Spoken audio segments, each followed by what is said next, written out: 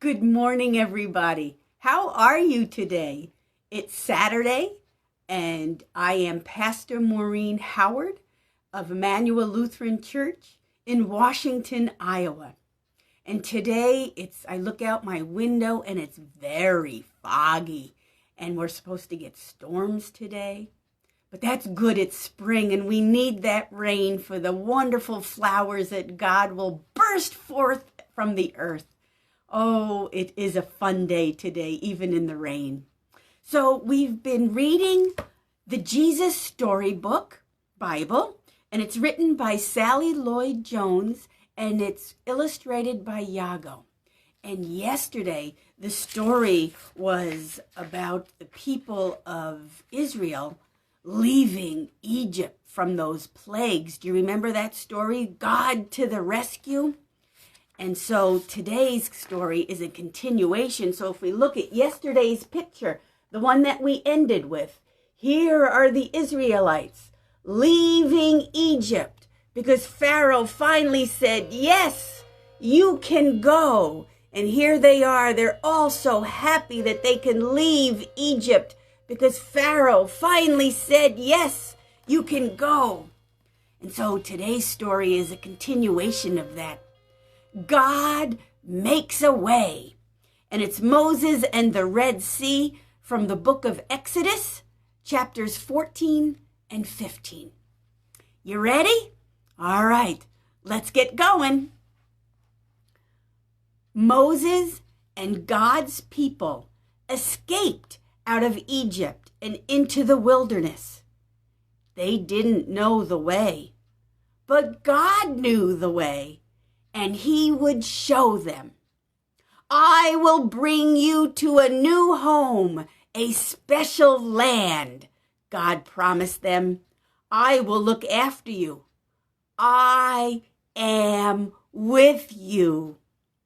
God sent a big cloud for them to follow, a pillar of smoke stretching up to the sky. It moved in front of them as they walked, and it shaded them from the blazing heat of the day.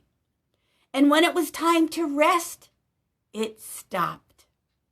All through the cold desert nights, it kept them warm, glowing like fire.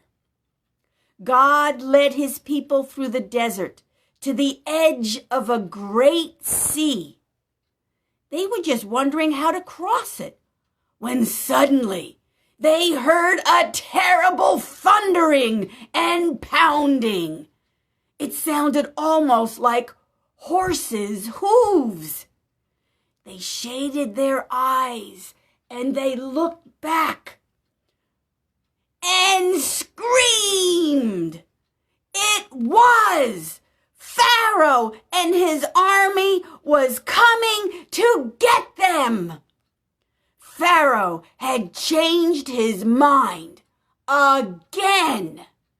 Get my slaves back, he screeched and charged out into the desert after them with 600 of his fastest horsemen and every single chariot in Egypt. So here we have a picture of the big cloud that led the people by day, and then the cloud of fire that kept them warm and safe at night.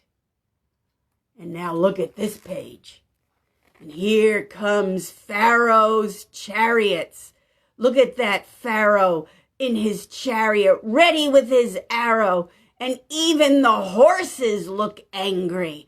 Oh, look, they're ready, and they're ready to run right after the Israelites. Oh, no, what's going to happen? What were God's people going to do? In front of them was a big sea. It was so big, there was no way around it. But there was no way through it. It was too deep. They didn't have any boats, so they couldn't sail across it. And they couldn't swim across because it was too far and they would drown. And they couldn't turn back because Pharaoh was chasing them. They could see the flashing swords now glinting in the baking sun, and the dust clouds, and the chariot after chariot surging towards them. So they did the only thing there was left to do. Panic! We're going to die, they shrieked. Don't be afraid, Moses said. But there's nothing we can do, they screamed. God knows you can't do anything, Moses said. God will do it for you. Trust him and watch. But there's no way out, they cried. God will make a way, Moses said.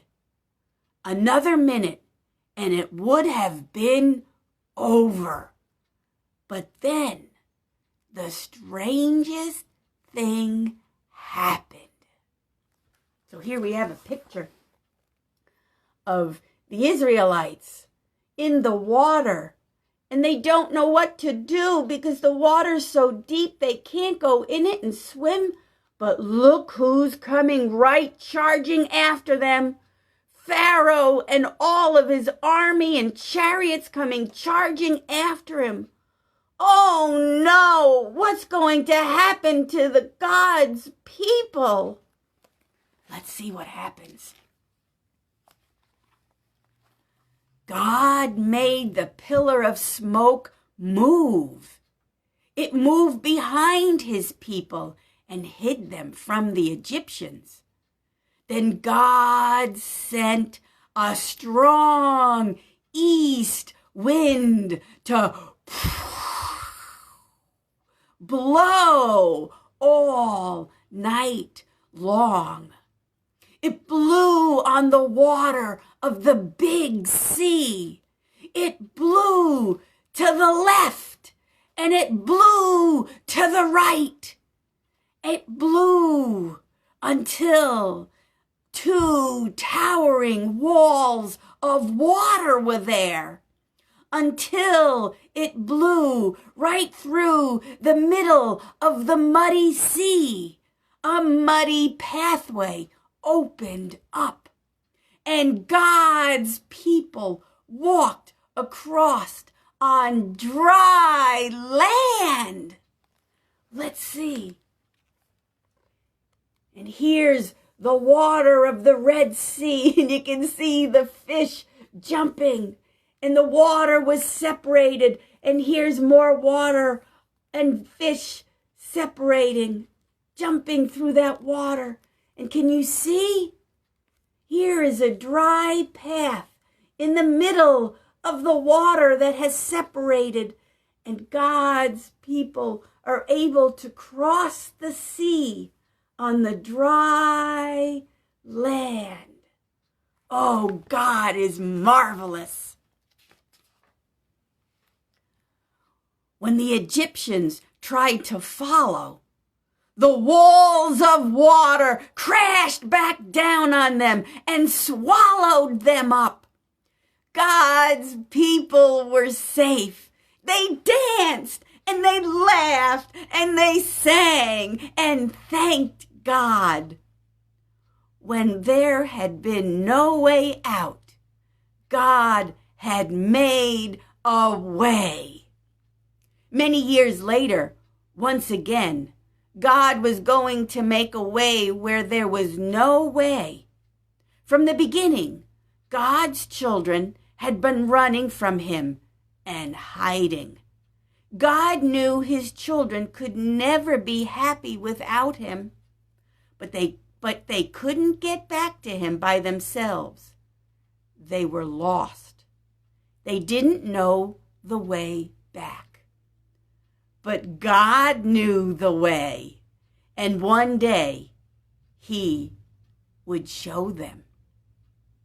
So let's look at the picture. Look at this picture of the sea. Once the water closed in and crashed on top of Pharaoh's army. They all drowned.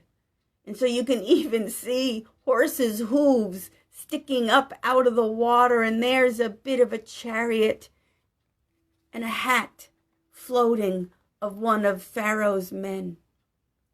But here on the other side, yay! We have dancing and singing, and we have a tambourine playing, and everybody is giving thanks to God, for God led them to safety through the sea on dry land. So the Israelites are now free. Yay!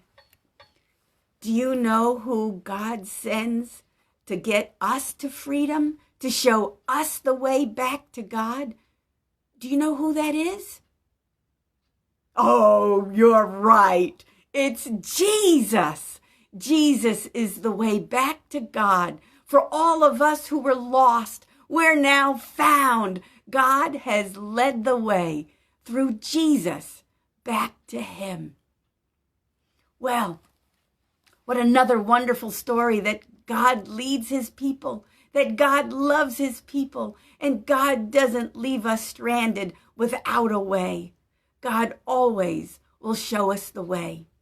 And even in this time of social distancing, God will show us a way. God will lead us through this social distancing and this fear that we have of COVID-19. God will show us a way because God loves us deeply. But we stay home and we stay separated from each other the best that we can so God can show us that way.